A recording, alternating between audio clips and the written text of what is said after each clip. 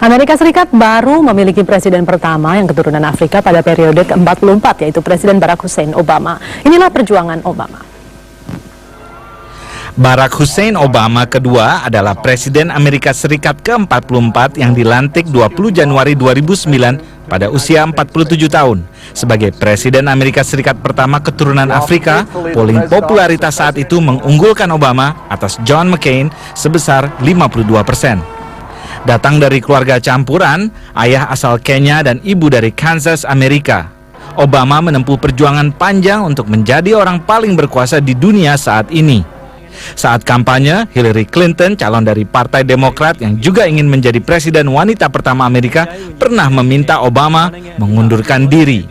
Obama mengaku dirinya diidentifikasi masyarakat Amerika sebagai orang Amerika keturunan Afrika. Obama merasa bangga dengan persepsi ini. Pada masa kecilnya, Obama mengatakan walaupun ayahnya tidak terlihat seperti orang tua kebanyakan, ayahnya sangat hitam dan ibunya putih seperti susu, hal ini tidak pernah terasa oleh Obama. Ya, kami lanjutkan perbincangan ini di studio. Pak Ahok, sejauh ini sentimen-sentimen rasial pernah tidak dilancarkan ke Anda, terutama setelah pencalonan ini? Oh, DKI enggak? Belum. Sejauh ini selama pengalaman Anda di Belitung Timur? Oh, kalau Belitung Timur kental waktu pertama. Oh, keras banget gitu. Sampai suci dikirimin gitu. Tapi masyarakat menarik gitu ya. Ada pemimpin-pemimpin agama, guru-guru ngaji gitu. Dia bilang begini, pada Ahok itu ditemukan 4 kriteria Nabi, dia bilang gitu loh. Itu jujur, cerdas, amanah, sama adil katanya. Nah, kami yakin umat Islam akan lebih maju dipimpin dari orang yang memenuhi kriteria Nabi Muhammad ini daripada orang yang dapat hidayah menjadi seorang muslim tapi kelakuannya kafir. Itu menurut mereka gitu loh. Akhirnya mereka pilih. Nah, kalau masyarakat, saya kira masyarakat muslim itu kalau yang betul-betul taat, dia jauh lebih rasional gitu. Kalau lebih baik kemajuan. Terus kadang ada ayatnya, saya lupa. Dan Anda percaya sekarang lebih banyak yang rasional? Kalau di Jakarta harusnya lebih rasional, karena orang udah meninggalkan daerahnya kan. Sampai Jakarta kan dengan memiliki lebih pragmatis lah istilahnya gitu, untuk hidup lebih baik gitu. Nah, saya kira orang Jakarta nggak peduli mau suku warna apa yang jadi gubernur, wakil gubernur. Yang penting dia bisa lebih makmur, lebih nggak stres gitu, kan itu. Nggak macet. Ya, macet kan dari situ. Nggak macet, nggak banjir Pak Ahok ya. Nah, itu udah pasti menang. Bisa tidak macet, tidak. Silakan, Mas Toto. Iya, tadi pagi kebetulan saya baru ada dialog juga ya di sebuah radio dan sebenarnya membahas secara umum mengenai Pilkada DKI. Tapi yang terjadi sempat ada perdebatan panjang saya dengan salah satu tokoh mengatasnamakan putra daerah yang kemudian mempertanyakan, saya sebut saja langsung pertanyakan Ahok di sini ya. Jadi pertanyaan terbesar saya di situ kemudian apakah memang ini merepresentasikan masyarakat Jakarta atau tidak? Karena ketika kita survei misalkan ya, yang merepresentasikan bagaimana sikap masyarakat Jakarta, itu tidak terjadi.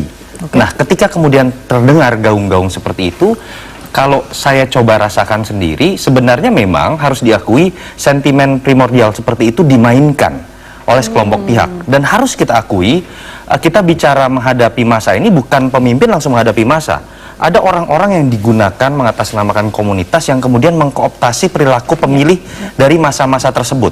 Ini yang saya pikir sangat berbahaya. Jadi kalau dikatakan ada gesekan-gesekan seperti itu, pasti ada. Tetapi saya lebih percaya itu dalam konteks politik yang dimainkan oleh elit. Bukan dalam arti ketika kita melihat bahwa diskriminasi masih besar di Jakarta.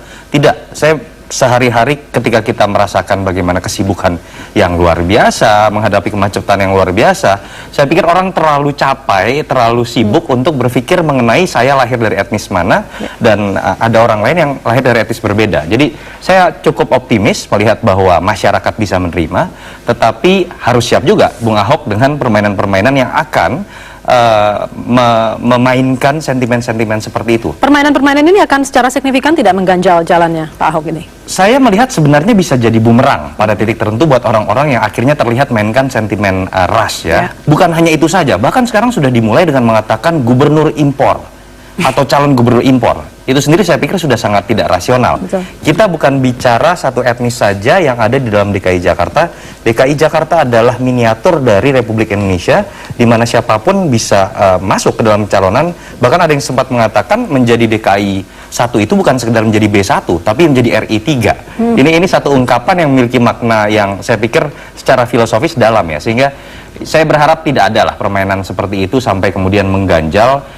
Yang saya lihat kemarin tetapi bagaimana suara-suara di media, suara-suara di masyarakat, kehadiran Bung Ahok ini muncul bukan dibuat-buat. Ya. Sebuah letupan-letupan, minimal orang ingin ada sesuatu yang berbeda, dan kemudian pasangan ini sudah memperlihatkan sesuatu yang berbeda. Walaupun saya belum melihat, walaupun baru sehari mungkin Bung Ahok ya, program apa sih dan model apa sih yang pengen dibawa ke Jakarta.